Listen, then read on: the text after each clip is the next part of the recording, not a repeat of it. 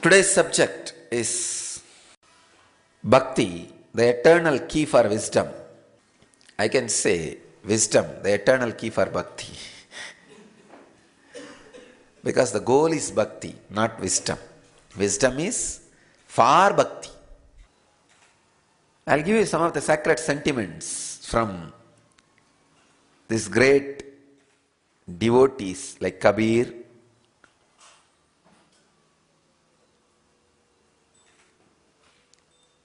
and define the experience of Bhakti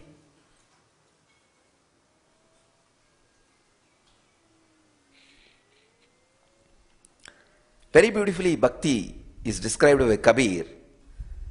The Bhakti winds in a delicate way.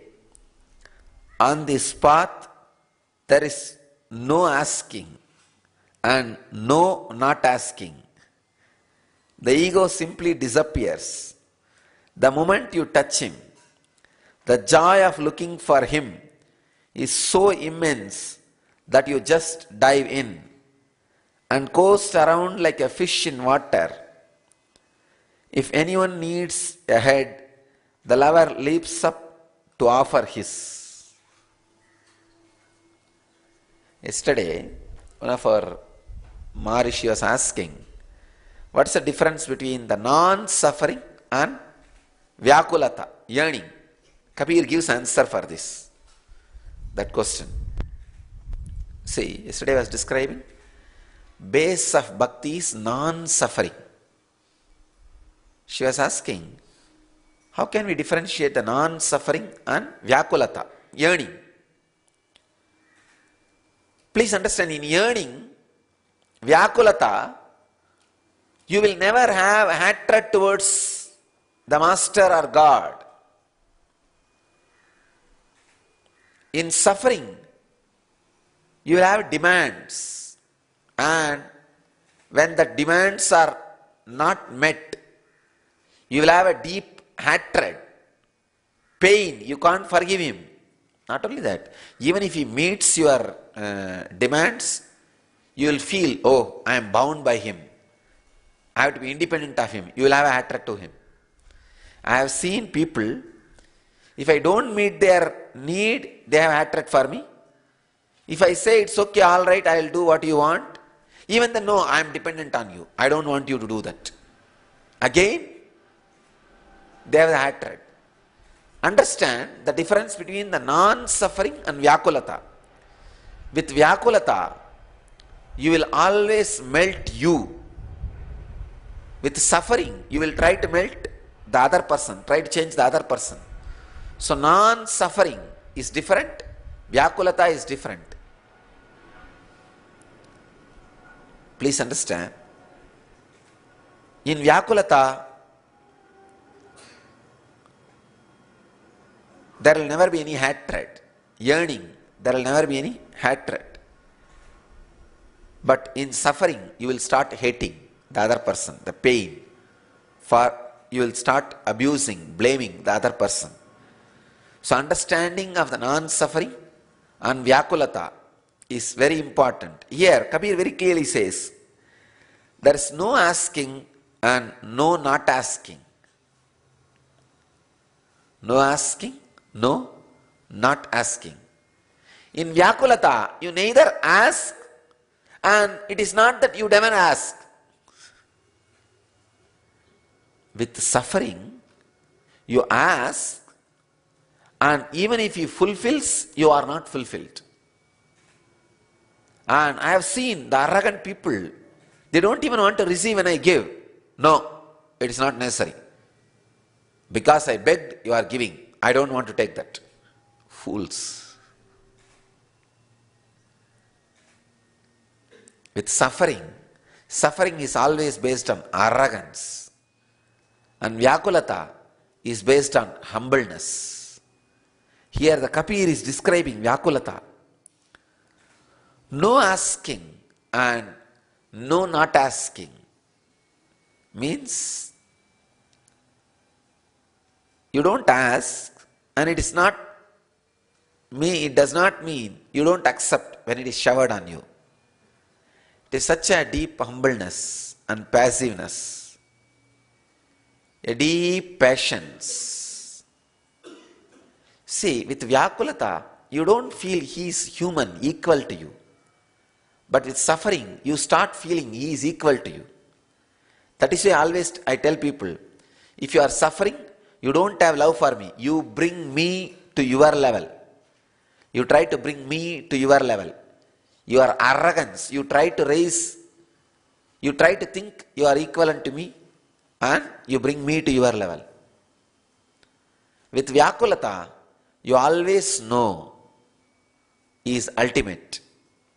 And you just only try to disappear into me. Try to dissolve into the Master or God. The Bhakti path winds in a delicate way. On this path, there is no asking and no not asking.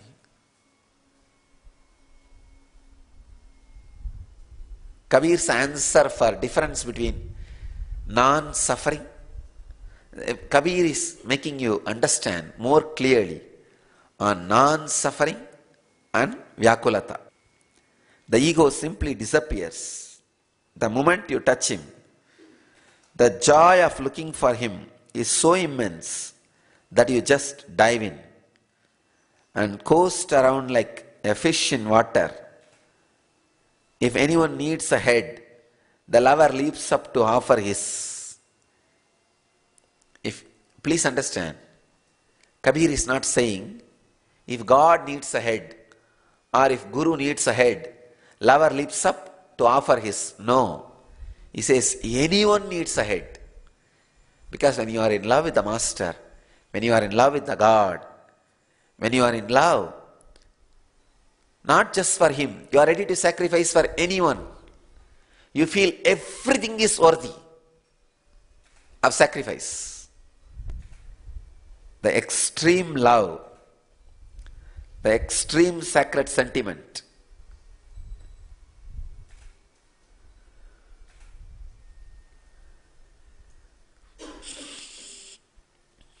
Maybe with sacred sentiments, more than hearing too much,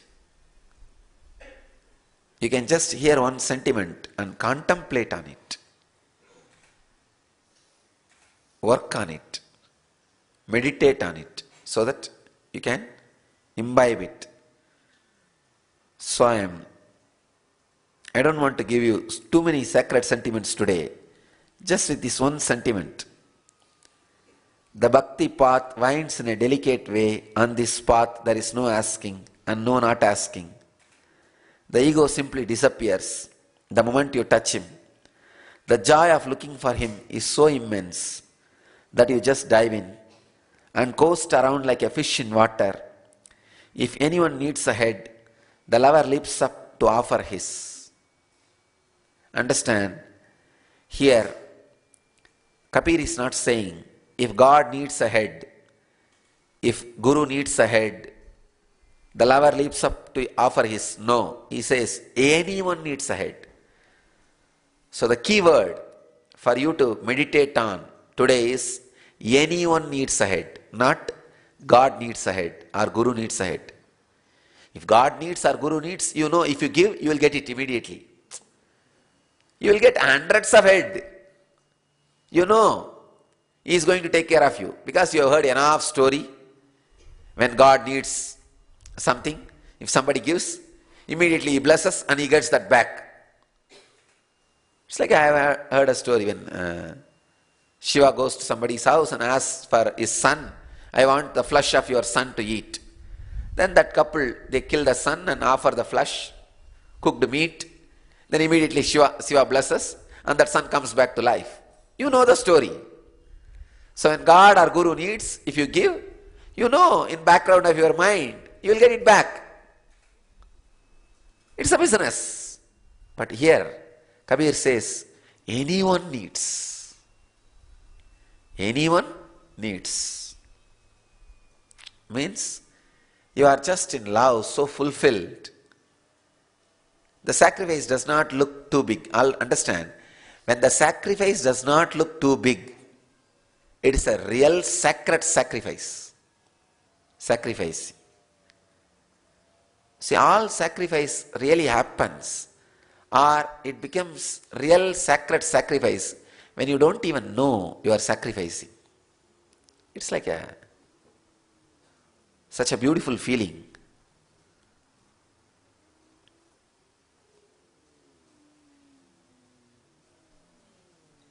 That's what Kabir talks here.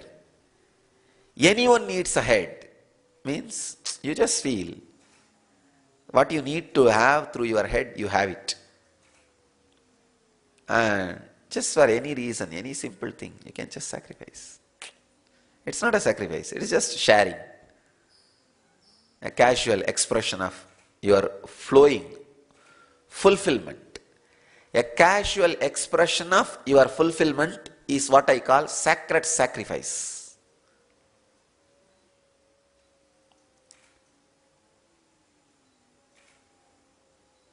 So understand, first you need to develop yourself to the non-suffering. If you are suffering, be very clear, you are suffocating me. I just want to escape from you, or I want you to escape from me. So create non-suffering base, that is a foundation. Then, no asking and no not asking, that's a building.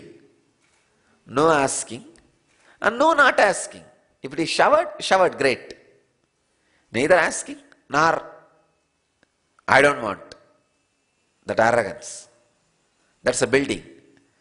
And the kalasha, dome of the temple is, if anyone needs a head, the lover leaps up to offer his. The sacred sacrifice, a simple casual sharing of your fulfillment. The decision which happens out of your fulfillment, that is the kalasha of this building. In this building, God lives. In this building, divine lives. In this building, Master resides. I can say, Anandagandha Chakra is this building. The foundation of non-suffering and pillars of no asking and not asking, no asking and no not asking is the pillars of that building. Sacred sacrifice is the kalasha of the temple. This is the temple where God or the Guru resides. I bless you all to have that temple so that God or Guru, the ultimate, resides in that temple. Let you all achieve and radiate enlightenment. Let you all achieve, live, experience, express, radiate the eternal bliss, Nithyananda. Thank you.